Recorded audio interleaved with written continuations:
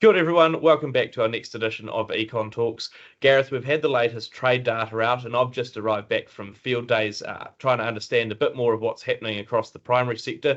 And of course, that relates to trade pretty strongly, given that I think it's about 81% of our merchandise export trade comes from the primary sector itself.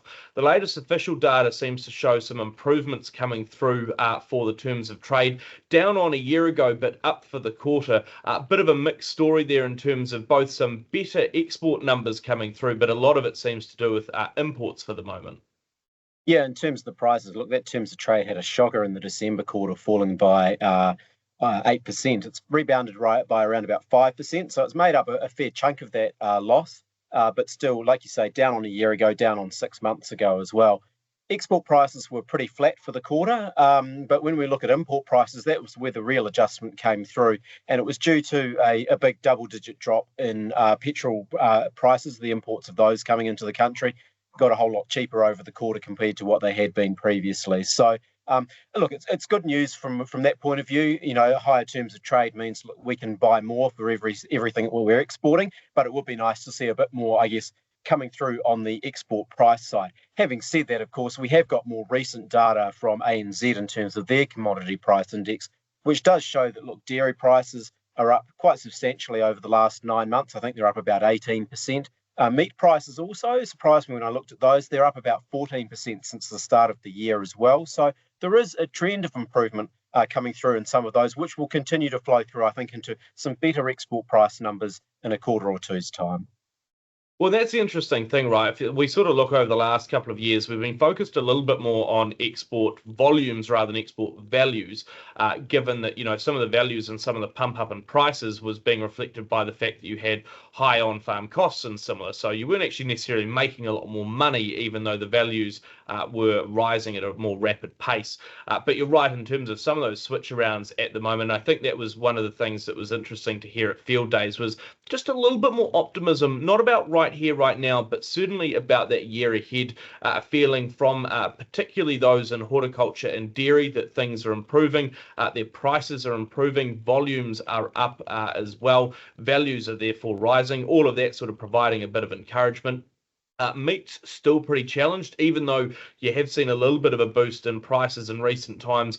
Volumes are not looking nearly as good, and more importantly, even those pricing figures, they're up off a pretty low base. You look at the likes of sheep meat, for example, down at still around an 8-year low sort of thing. And so again, that sort of pressure really starting to mount. Forestry also doing particularly poorly. So you've got that sort of weaker import sort of pulse coming through, that those cheaper prices for fuel. You've got slightly better outcomes coming through for exports. And I think that sort of, was a bit of a story that we were hearing. I was hearing through at field days. I was there with MPI for the launch of their SOPI, the Situation and Outlook for Primary Industries report.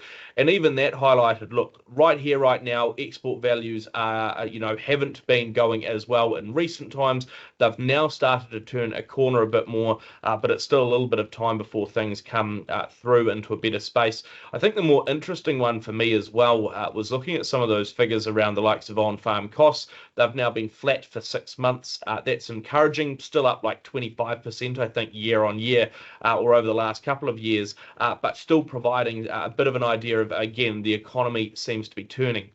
With those terms of trade figures coming in like they are, I mean, it's not necessarily the most amazing result we've ever seen. It doesn't sort of show that all of our, economic imbalances have moved away, but it does seem to signal a bit of a shift towards something better. Yeah, I think that's right. I mean, given the sort of direction they've been heading in over the previous 12 to 18 months, there's quite a bit of concern when you couple the falling export prices that we'd seen with also the pressure that was coming through in terms of some of those volumes as well. And you couple that with costs, as you say, that farmers had been facing, and the sort of financial situation of some of those provincial regions and those rural areas was looking pretty critical, I think, for the next 12 to 18 months at least. And I don't think all of those problems have been solved by this one data release. But like you say, things are maybe just starting to turn in the right direction. I mean, I was also encouraged by some of the volume numbers that were coming through in the export side of things, where we saw dairy volumes wool volumes, which, I mean, okay, the prices probably still aren't particularly great, but at least it's an improvement coming through. Forestry products as well. That surprised me again, given that we know that forestry prices have been under pressure. Construction activity and the property market in China has been pretty horrible as well. But there were signs of improvements across all of those three. And you add that all together, what it did mean is that we saw total export volumes for goods actually surpassing their previous peak for any quarter back in 2021. Now, 2021, of course, was COVID pandemic, and who knows, when the ships were coming and when the ships weren't coming. So it was all a bit all over the place. But it's quite a shift there, I think, in sort of the tone of what we're seeing in those numbers compared to the sort of weakness that had been quite pervasive, I think, through the previous 12 to 18 months. So, signs of a little bit of sunlight coming through, maybe a little bit of, I hesitate to use the phrase green shoots, maybe there's a little bit of that as well. But yeah, a little more positive in that export side of things, and hopefully that momentum, I think, will continue to build over the next 12 months or so. Yeah, well, and that's the thing, right? I mean, you look at some of those figures, and I mean, you look at the likes of export values up, I think, just over 6% over for the quarter over the last year.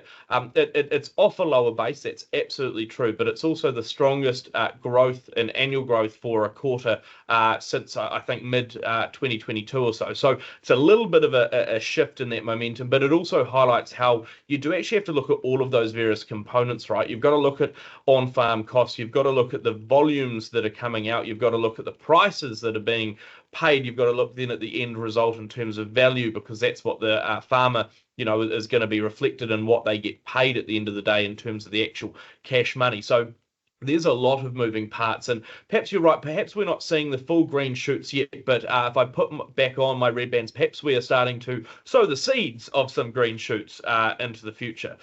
We'll assess how all of those different trade outcomes go and how they affect the wider economy, including the primary sector and more provincial parts of New Zealand, on one of our future editions of Econ Talks.